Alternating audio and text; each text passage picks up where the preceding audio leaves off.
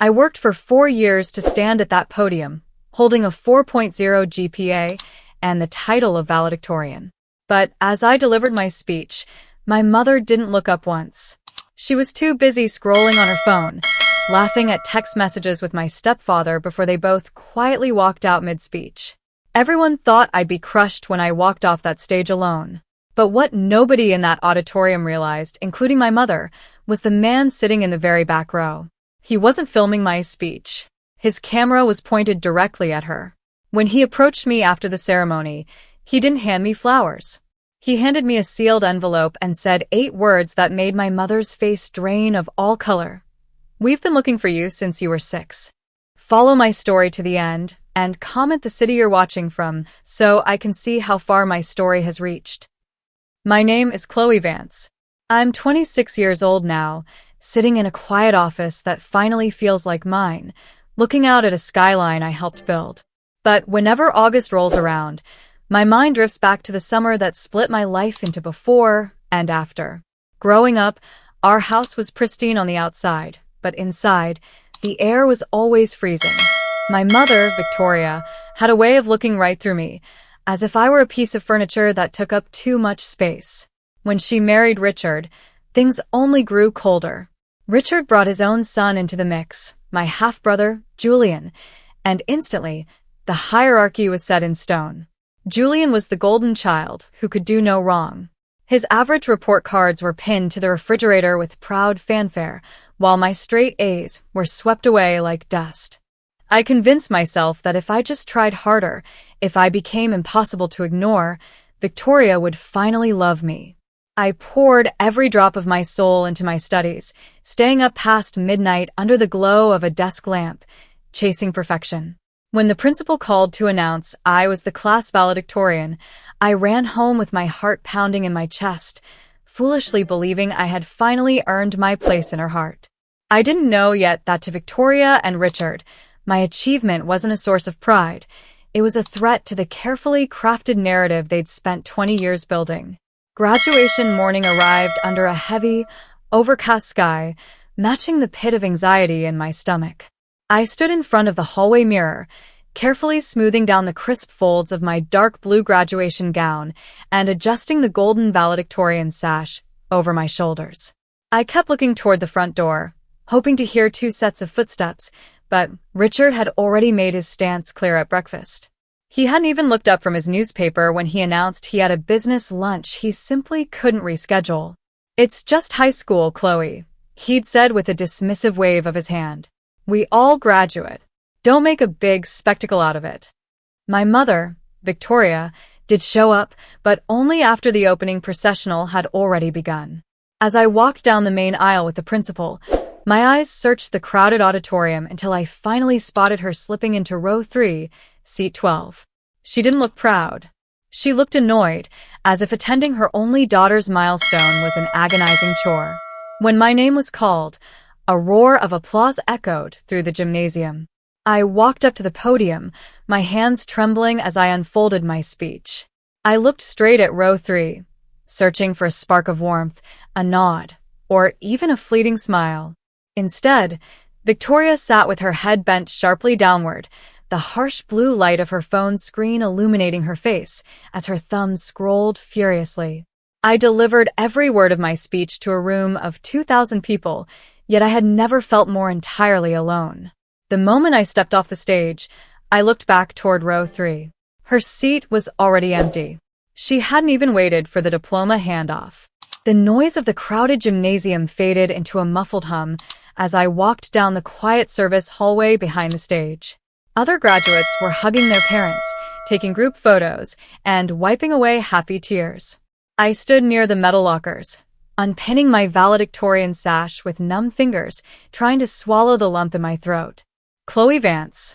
The voice was deep, calm, and entirely unfamiliar. I turned to see a man standing a few feet away. He wore a sharp, charcoal gray suit and carried an unassuming black leather bag over his shoulder. He looked like he belonged in a high-rise corporate boardroom, not a suburban high school hallway. "Yes," I answered, instinctively clutching my diploma cover against my chest. "If you're looking for the administration office, it's just down the hall." I'm not looking for the office, Chloe, he said, stepping closer. I'm looking for you. He reached into his jacket pocket and pulled out a professional camera lens attachment before sliding a sleek smartphone from his pocket. He turned the screen toward me and pressed play. I leaned in, expecting to see a video of my speech. Instead, the video showed my mother. The framing was crystal clear, zoomed in from the back row. The lens caught every detail, not just her cold, bored expression while I spoke, but the exact movements of her fingers as she typed on her phone screen, repeatedly transferring large sums of money between accounts. "Who are you?" I whispered, my heart racing. "Why were you filming my mother?" The man tapped the screen, locking the device, and looked at me with grave eyes. "My name is David. I don't work for your mother, Chloe. I represent your biological father's estate, and we've been tracking Victoria for 20 years. David unzipped his leather bag and pulled out a thick, navy blue manila folder stamped with a silver seal. He handed it to me, his gaze steady and serious. "Open it, Chloe," he urged softly. "It's time you knew the truth."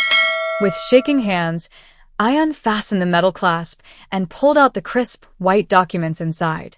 The top page was a copy of my original birth certificate, but where my stepfather's name usually sat on official records, a completely different name was printed in dark black ink.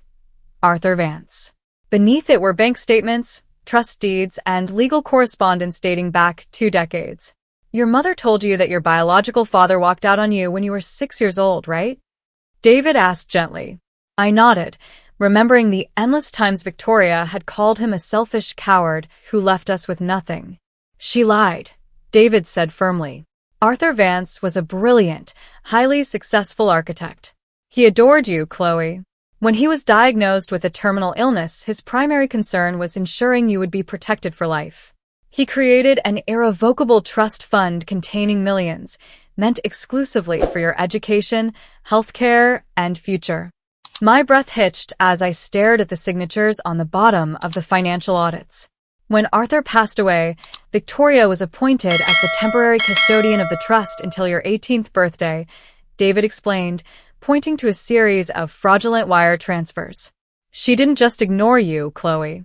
For 20 years, she and Richard used forged signatures and illegal loopholes to drain your father's legacy, channeling his money into Richard's failing investments, including those live transactions she was making on her phone while you were at the podium."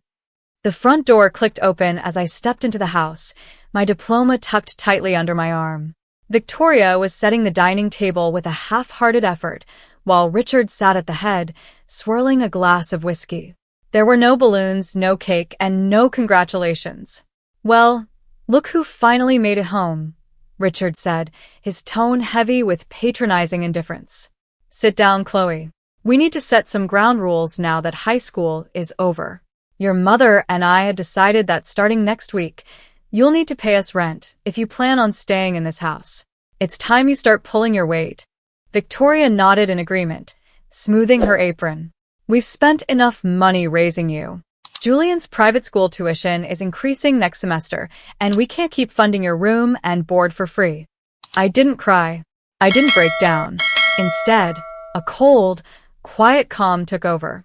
I walked up to the dining table and unzipped my bag, slowly pulling out the stack of documents David had handed me, along with a high-definition tablet. "I don't think I'll be paying you rent," I said, my voice steady and icy. "In fact, you're going to pay me back every single cent you stole." I tapped the tablet screen, playing the crystal-clear video of Victoria's phone screen from the ceremony.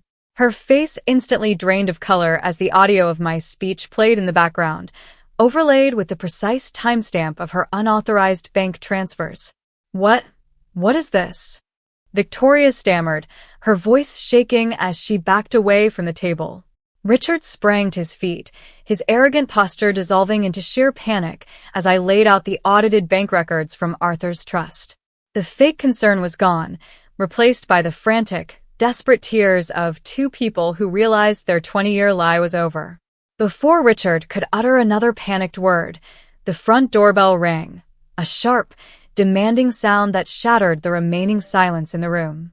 I walked over and opened it, revealing David standing on the porch, flanked by 2 uniformed officers and a senior legal process server. "Victoria Vance, Richard Vance," David announced, stepping into the entryway with absolute authority. "You are being served with an immediate emergency freeze on all personal and business assets issued by the Superior Court." The collapse was swift and merciless. Over the next 48 hours, the legal team David led laid out the full weight of 20 years of evidence. Because the house, the luxury cars, and Richard's consulting firm had all been purchased or funded directly through embezzled capital from Arthur's trust, every single piece of property was seized. They didn't just lose their wealth, they lost everything. Richard's business partners immediately cut ties upon learning of the impending grand larceny and wire fraud charges, causing his company to collapse overnight. Victoria was forced to liquidate her personal belongings, moving into a cramped, one-bedroom apartment on the edge of town while facing severe restitution orders. As for me, the court fully restored my biological father's legacy. With the trust unfrozen and transferred entirely into my name, I stood fully independent, financially secure, and completely free from their shadow. I packed my belongings into a single suitcase, turned my back on that cold house, and walked toward the elite architecture program I'd always dreamed of attending, fully funded by the father who had loved me all along. Now, 8 years later, I sit in my own architecture firm in downtown Seattle, sketching blueprints under the warm sunlight pouring through my office window. The gold valedictorian tassel from that day hangs framed on my wall, not as a reminder of the parents who ignored me, but as a symbol of the resilience that brought me here. My real father's legacy didn't just fund my education. It gave me the strength to build a life defined by truth, honor, and purpose. I learned the hard way that blood doesn't make a family. Love, respect, and integrity do. If you've ever felt invisible or betrayed by the people who were supposed to protect you, know that your worth is never defined by their inability to see it. Now, I'm curious about your thoughts. What would you have done if you were in my shoes at that graduation ceremony? Have you ever had to break free from a toxic family dynamic? Drop your story in the comments below. I'd love to read your experiences.